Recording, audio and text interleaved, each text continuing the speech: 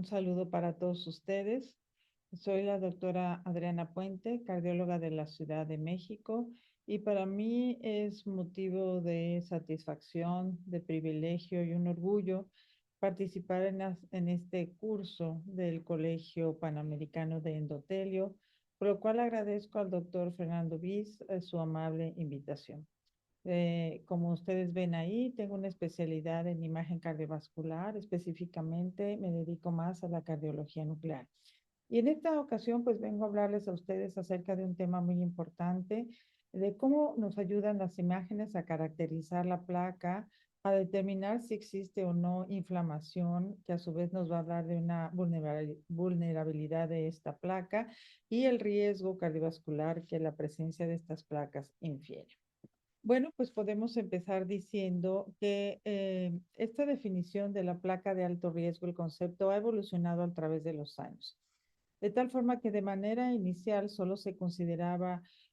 a la placa de alto riesgo como aquella que se caracterizaba por presentar una ruptura de la placa con trombosis. Pero a través de los años y su caracterización se ha determinado que existen otros componentes que la caracterizan, como son la presencia de erosión de placa y los nódulos calcificados. Y todos estos componentes los podemos observar mediante la imagen cardiovascular, de tal forma que hoy sabemos que las placas pueden estar inflamables, vulnerables, y hasta un 40% de las placas con erosión pueden ser causa de un Zika, de un evento coronario agudo, y la ruptura de placa sigue siendo predominante hasta un 60% de los casos. De tal manera que aquella placa vulnerable va a ser la que va a ser propensa a la ruptura y se va a caracterizar por la presencia de un fibroateroma de capa fina, que va a ser aquel que va a estar con un núcleo lipídico denso rodeado por una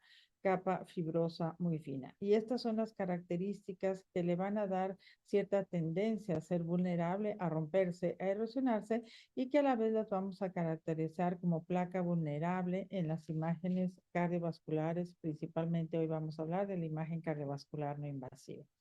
De tal forma que hay que considerar otros factores que se van a implicar en el desarrollo de estas placas de alto riesgo, como son los cambios dinámicos en la composición de la placa, la carga de la placa, la severidad de la estenosis coronaria, la activación inflamatoria, actividad de la placa que va a estar representada por la presencia de macrófagos, la carga inflamatoria de la misma, los mecanismos de cicatrización, el patrón hemodinámico regional y la cantidad de miocardio en riesgo. Siendo así, vean cómo todas estas características, la placa rota con un fibroateroma de capa delgada, la erosión de la placa y la ruptura como tal de la placa, van a estar condicionados por cierto factor inflamatorio, que es lo que vamos a identificar mediante la imagen cardiovascular, y son estos mecanismos los cuales que tenemos que identificar para dar una buena prevención cardiovascular, pues son los que nos van a dar a la larga al desarrollo de eventos cardiovasculares mayores.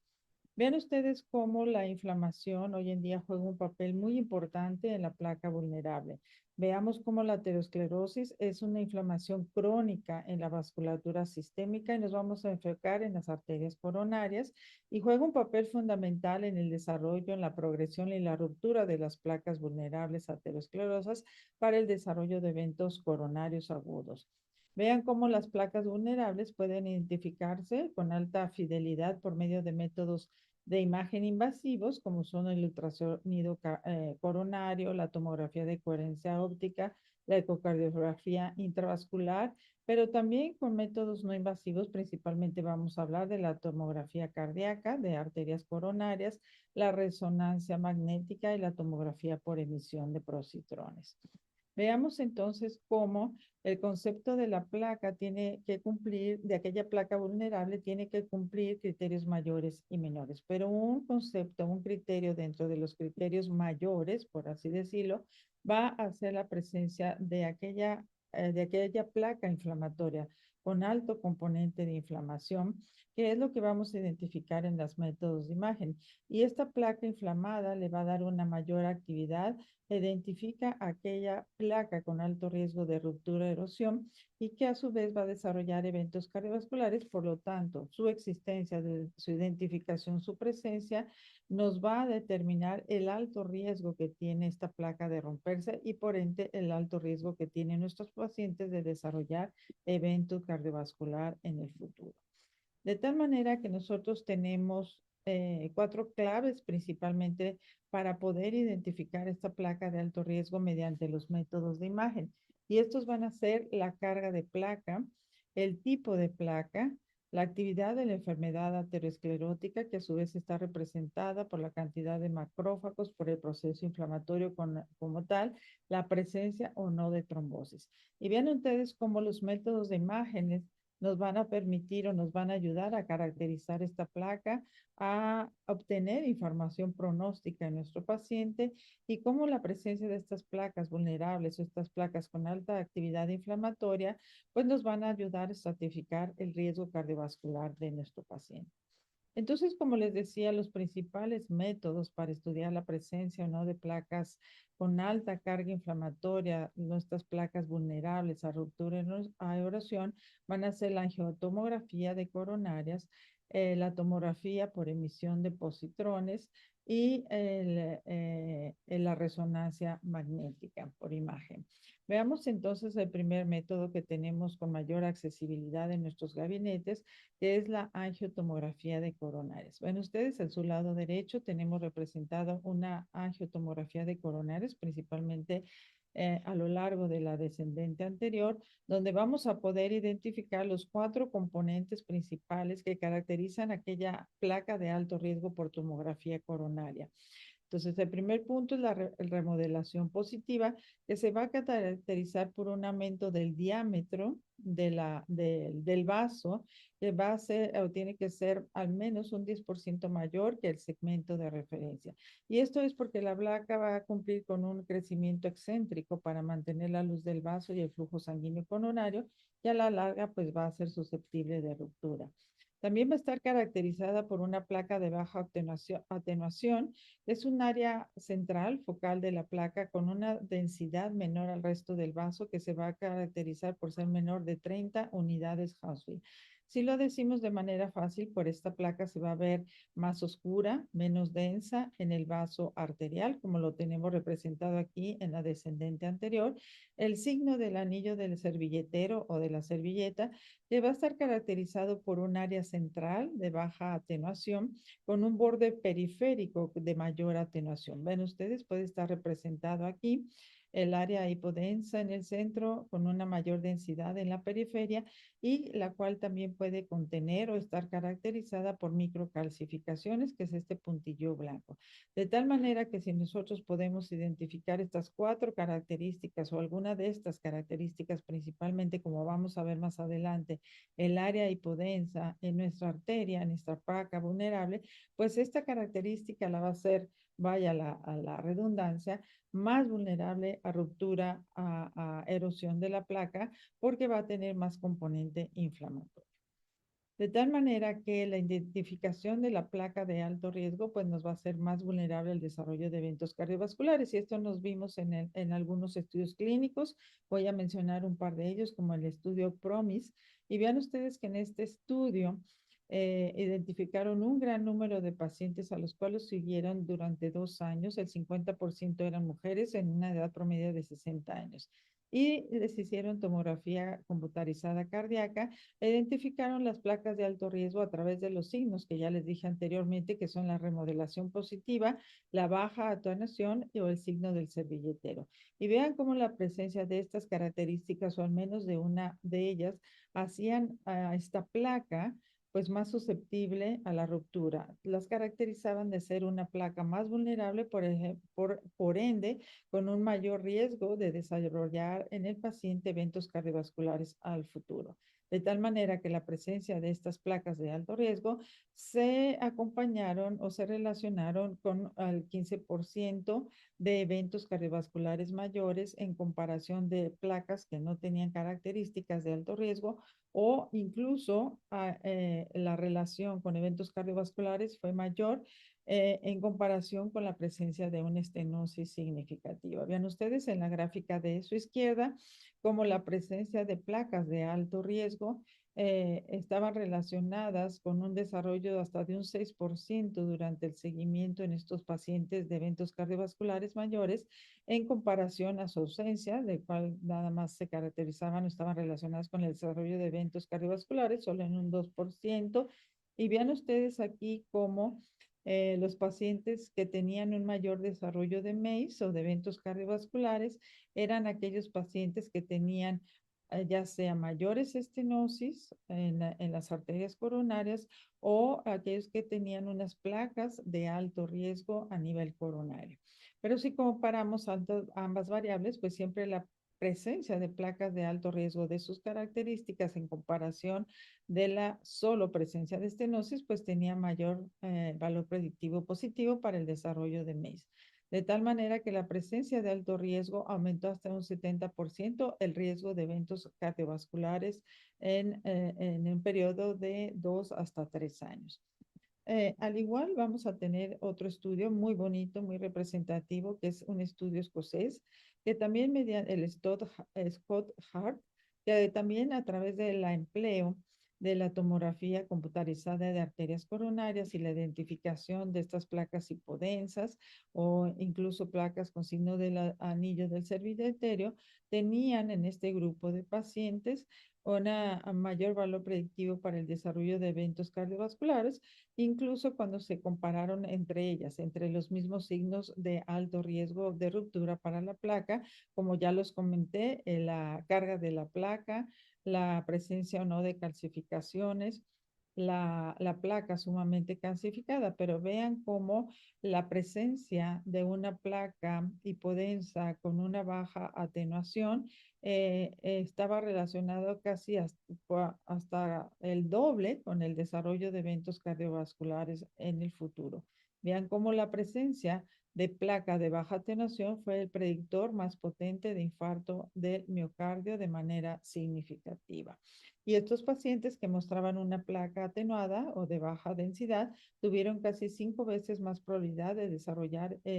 un infarto específicamente durante el seguimiento, de tal manera que es importante detectar la presencia de este tipo de placas vulnerables, susceptibles a ruptura, para dar medidas de prevención en este grupo de pacientes y evitar el desarrollo de eventos cardiovasculares. Vean ustedes cómo también en este grupo de pacientes donde se detectaban o no la presencia de placas vulnerables al momento de realizar la tomografía computarizada de arterias coronarias, vean cómo la presencia sola de una placa de alto riesgo se relacionaba con la menor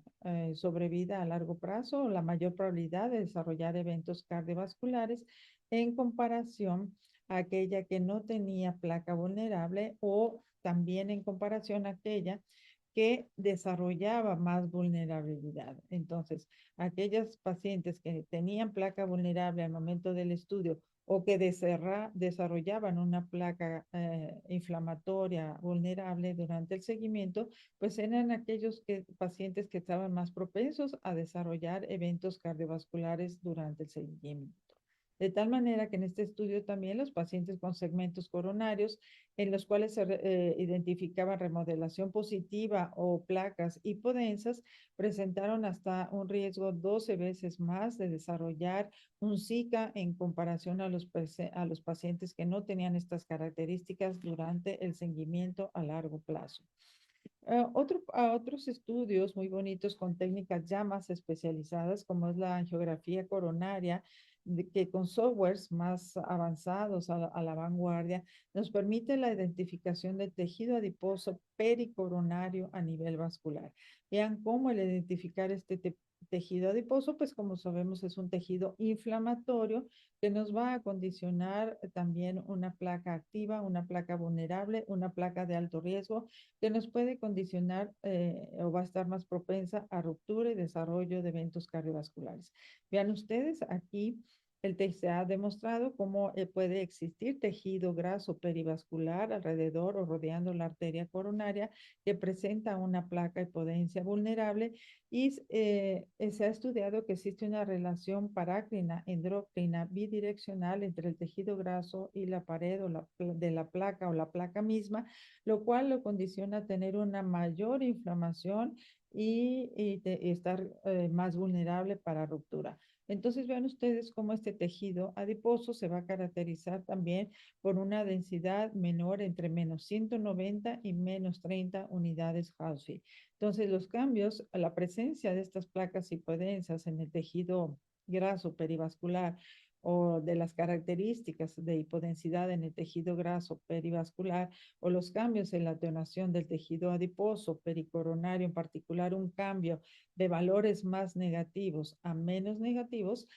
se consideran anormales durante el seguimiento y se asocia con inflamación coronaria y placas de alto riesgo. Entonces, vean ustedes, si nosotros tenemos una tomografía con estos softwares ya más avanzados y caracterizamos la placa va a estar caracterizada por una placa hipodensa rodeada de tejido adiposo perivascular, pero este tejido también va a tener una densidad de menos 190 a menos 30. Y si nosotros damos un seguimiento, pues la reducción de la densidad o el cambio de esta densidad va a ser más vulnerable esta placa a una ruptura y al desarrollo de eventos cardiovasculares. Cuando se han estudiado este tipo de placas con inflamación perivascular, veamos cómo estas placas rodeadas de tejido adiposo pericoronario en la angiotomografía, vean cómo son más presentes o más prevalentes en mujeres, hasta un 50% casi, en comparación de los hombres, y cómo la mayor presencia de inflamación pues nos va a denotar una presencia mayor de macrófagos, actividad inflamatoria severa y vulnerabilidad de la placa para desarrollo de eventos cardiovasculares. Entonces, hay que cuidar este desarrollo, esta identificación de las placas, sobre todo en mujeres de mediana edad. También tenemos como otros estudios que nos han evidenciado de manera muy didáctica e interesante cómo la ruptura de placa en comparación con la erosión de la placa se asocia con un mayor grado de inflamación y desarrollo de MACE. Entonces, las presencias en este estudio de pacientes que ya habían tenido un Zika, vean ustedes cómo la presencia de tejido adiposo, pericoronario, inflamación de la placa, se va a encontrar tanto en placas con erosión o en placas que tuvieron ruptura. Y vean cómo en placas que tuvieran mayor tejido adiposo, la causa de la vulnerabilidad de la placa o la causa que desarrolló el paciente, el Zika en este grupo de pacientes fue la ruptura de la placa subyacente hasta el 54% y en la erosión fue presente hasta en un 65% de estas placas donde se identificó el tejido graso perivascular. Entonces, ¿qué podemos concluir de estos estudios? Es muy importante, además de caracterizar la placa y ver las características de las placas vulnerables, como ya lo hablé, la hipodensidad de la placa, el signo del servilletero, la presencia de calcificaciones. Hoy en día también el identificar el tejido adiposo perivascular nos va o nos puede identificar la presencia de placas más vulnerables mediante la angiotomografía de coronarias. Y esta presencia de tejido perivascular se va a estar relacionada de manera muy significativa con la vulnerabilidad de la placa y el desarrollo de MACE. Es por eso que en estos pacientes que vean cómo este estudio, bueno, nos dice en aquellos pacientes ya que ya tuvieron un mes, se identificó hasta en el 65% de las placas la erosión de la placa como tal asociada a tejido perivascular y en un 54% la ruptura de placas que estaban asociados a la presencia de tejido adiposo. Entonces, nosotros tenemos que observar, valorar en la tomografía computarizada todas estas variables que hacen más propensas a una ruptura, erosión de la placa como causa de un síndrome coronario agudo. El siguiente método que quiero mencionarles es la tomografía por emisión de positrones. Vean ustedes cómo la tomografía de emisión de positrones, pues es una técnica muy especializada que ya utiliza radiación gamma a través de radiotrazadores y además se va a conjuntar, o es una técnica, lo que nosotros llamamos híbrida, unida con la técnica de tomografía computarizada, en este caso de arterias coronarias, para hacer una técnica híbrida que se llama PET-CT. De tal manera que nosotros con esta técnica, mediante el PET, podemos estudiar la inflamación, la placa, la vulnerabilidad de la placa también, pero sobre todo la inflamación. Identifica los focos inflamatorios que de manera indirecta nos van a representar la presencia de macrófagos en nuestra placa activa y la CT que nos va a dar la anatomía de la placa con los signos que ya mencioné para determinar si esta placa es vulnerable o no. Vean ustedes cómo aquí tenemos a su izquierda la imagen representativa del PET.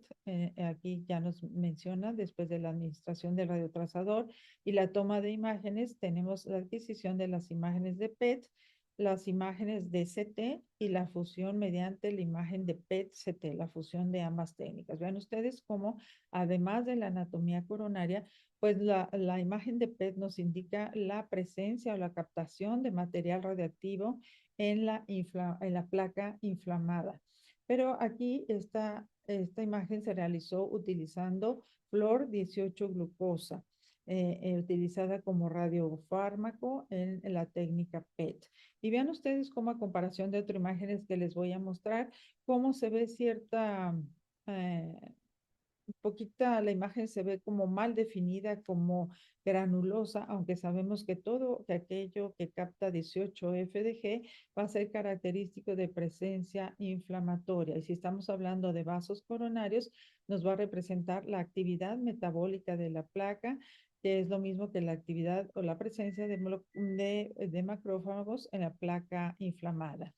Entonces vamos a ver cómo también vamos a tener que tenemos otro radiotrazador más específico que es el fluoruro de sodio unido a flor 18 glucosa para la identificación de placas de alto riesgo. Y vean, es la misma técnica mediante de PET-CT y vean cómo el factor inflamatorio, la placa inflamatoria aquí pintada en la arteria coronaria de rojo y de amarillo, va a ser la representación de la actividad inflamatoria de la misma, de la acumulación de macrófagos. Y vean ustedes cómo las placas con captación de 18 FDG focal se asociaron con características de mayor riesgo, de mayor vulnerabilidad en la ecocardiografía intravascular en comparación de aquellas placas sin captación. Y aquí tenemos en comparación a la técnica PET-CT, la angiografía coronaria, donde les demostramos que, bueno, tiene una placa muy importante en el territorio de la descendente anterior.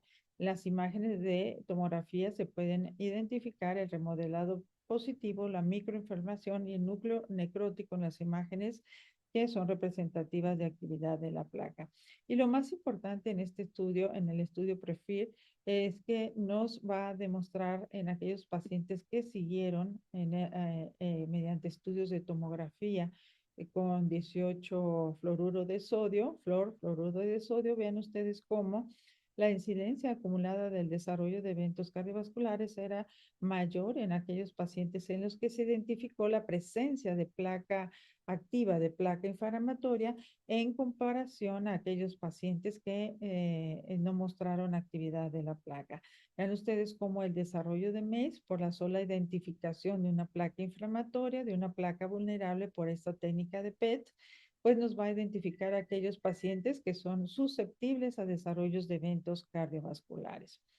También vamos a hablar un par de diapositivas acerca de la otra técnica híbrida que es el PET con resonancia magnética. Vean ustedes cómo en esta técnica se fusionan las dos imágenes, la resonancia magnética y el PET-CT, sobre todo el PET para el CT,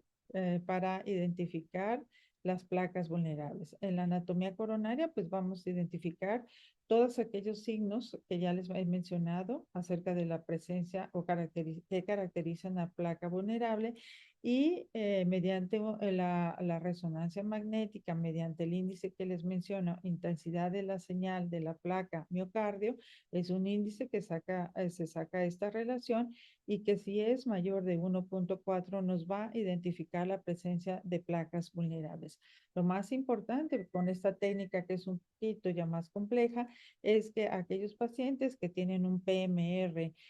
mayor a 1.4, pues se van a correlacionar con la existencia o el desarrollo de eventos cardiovasculares durante el seguimiento a largo plazo. Vean ustedes cómo también este estudio muy bonito del doctor Fernández, que también es del grupo de Valentín Fuster, vean cómo en una rama del estudio PESA en estos pacientes que ya se habían identificado placas ateroscleróticas en pacientes asintomáticos, vean cómo se les usa un seguimiento o un estudio con técnica híbrida PET, resonancia magnética, y vean cómo aquí de su lado izquierdo tenemos que hasta en un 90% de estos sitios anatómicos se identificaron placas ateroscleróticas y la prevalencia de placas inflamatorias fue en la mitad de los casos. Entonces aquí tienen su estudio de resonancia magnética y a derecha la fusión con el PET. Vean ustedes cómo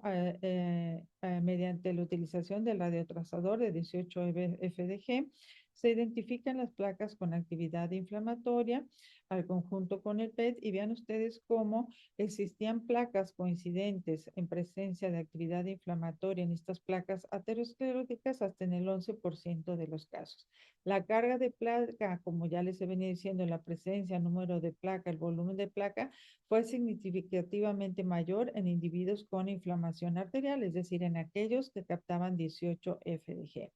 Y bueno, de tal forma que la PET resonancia magnética nos permite caracterizar la inflamación arterial relacionado con la presencia de aterosclerosis en diferentes segmentos anatómicos. Estamos hablando de las coronarias en estos pacientes que presentan pues placas vulnerables mediante otra técnica híbrida, que es la técnica PET resonancia magnética, MRI, como se conoce por sus siglas en inglés. De tal manera que ya para ir resumiendo y concluyendo un poco, aquí les muestro esta tabla que se me hace muy bonita, interesante, donde se mencionan las tres técnicas principales de imagen cardiovascular no invasiva que nosotros utilizamos hoy en día para caracterizar la placa arterial vulnerable. Vean ustedes, mediante el CT, el PET y la resonancia magnética y las técnicas híbridas de fusión que combinan una técnica con otra, como ya les mencioné, el PET MRI o el PET CT. Vean cómo podemos identificar diversas características anatómicas y metabólicas con el PET que nos hacen identificar o nos permiten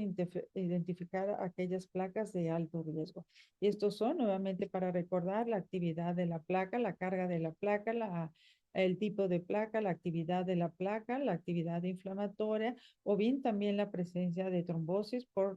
mediante la utilización de nuevas sustancias que están en desarrollo hoy en día.